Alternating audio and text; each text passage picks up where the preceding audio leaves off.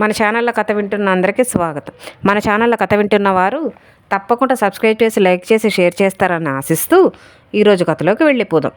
ఈరోజు మనం చెప్పుకోబో కథ ఏమిటంటే సింబా అనే చిన్న సింహం పిల్ల గురించి చెప్పుకుందాం.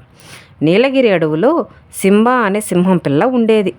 ప్రతి చిన్న పనికి దాని అమ్మా నాన్నల మీద ఆధారపడుతూ ఉండేది. పనులన్నీ సొంతంగా చేసుకోవాలని, చిన్నప్పటి నుంచే వేటాడడం నేర్చుకోవాలని తల్లి చెబితే విసుక్కునేది. నీ పనులు నువ్వు చేసుకోవడం నేర్చుకుంటే మంచిది, భవిష్యత్తులో కష్టాలు రాకుండా హాయిగా జీవిస్తావు అని ఇతర జంతువులు చెప్పినా వాళ్ళ మీద కూడా కోపం ప్రదర్శించేది సింబా. నేను మృగరాజు వారసుడిని, నా పనులు వేరే వాళ్ళు చేయాలి, నేను కోరినవి అందరూ తెచ్చివ్వాలి అని ఆజ్ఞలు చేసేది. ఒకరోజు భారీ వర్షాలు కురిశాయి. అడవిలో ప్రవహించే నది ఉప్పొంగింది. భారీ వర్షం కురవడానికి ఒకరోజు ముందే సింబా తల్లిదండ్రులు వేటకు వెళ్ళారు. జింకలను వేటాడుతూ నది దాటి చాలా దూరము వెళ్ళాయి. వర్షాలు కురిసి నది ఉప్పొంగడంతో తిరిగి గుహకు చేరుకోలేకపోయాయి.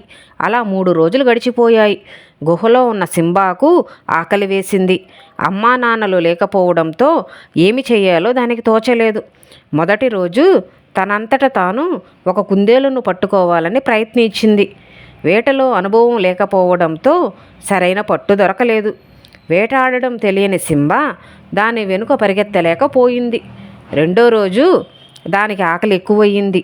అడవిలో దొరికే పండ్లను తినడానికి ప్రయత్నించింది. ఏవి తినాలో, ఏవి విషపూరితమో తెలియదు. తనకు వేట తెలిసేదాకా ఆకలి తీర్చుకోవాలి కాబట్టి చెట్టు మీద ఉన్న కోతిని పండ్లు రాల్చమని బతిమాలింది. నువ్వు మృగరాజు కొడుకువి, నీకు మాంసాహారం కావాలి, నాలా పండ్లు తినలేవు అని అంది కోతి. ఏమి చెయ్యాలో తెలియదు సింబాకి. వాళ్ళ మాటలన్నీ ఆ దారిలో వెళుతున్న ఒక పులి ఆలకించింది.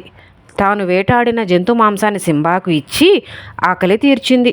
3వ రోజు సింబాకి దాహం వేసింది. నీళ్ల కోసము దగ్గరలోని మడుగుకి వెళ్ళింది. అక్కడొక అడవి పందిని చూసింది సింబా. అది తనను గాయపరుస్తుందనే భయముతో వెనక్కి తగ్గింది. నీళ్లు తాగడానికి వచ్చిన ఇతర జంతువులు సింబా పిరికితనాన్ని చూసి నవ్వుకున్నాయి. మృగరాజు కడుపున పిరికి పంద పుట్టింది, సిగ్గు సిగ్గు అని అన్నాయి. తనలో ఉన్న శక్తిని ఎలా వాడాలో తెలియక తన అసమర్థతపై కోపం వచ్చింది సింబాకి. అమ్మా నాన్నల మాటల్ని వినిపించుకోనందుకు చాలా దుఃఖపడింది. వరదలు తగ్గుముఖం పట్టాక తల్లిదండ్రులు తిరిగి రానే వచ్చారు. వచ్చిన తరువాత సింబా పరిగెత్తుకుంటూ వాళ్ళ దగ్గరకు వెళ్ళింది.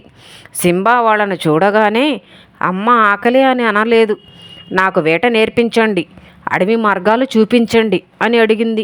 సింబాలో వచ్చిన మార్పుకి తల్లిదండ్రులు ఆశ్చర్యపోయారు. కొన్ని నెలల పాటు సింబా కష్టపడింది. వరదల సమయంలో అది పడ్డ కష్టము దానిలో నేర్చుకోవాలనే కసిని పెంచింది. ఇతరులపై అతిగా ఆధారపడడం వల్ల తమలో ఉండే సహజ సామర్థ్యాలను కోల్పోతారని, నిత్యం సాధన చేస్తూ మెరుగుపడినప్పుడే ఎదుగుతారని సింబాకి బాగా తెలిసొచ్చింది. ఈరోజు కథ విన్నారు కదా. రేపు ఇంకొక మంచి కథతో మళ్ళీ కలుద్దాం.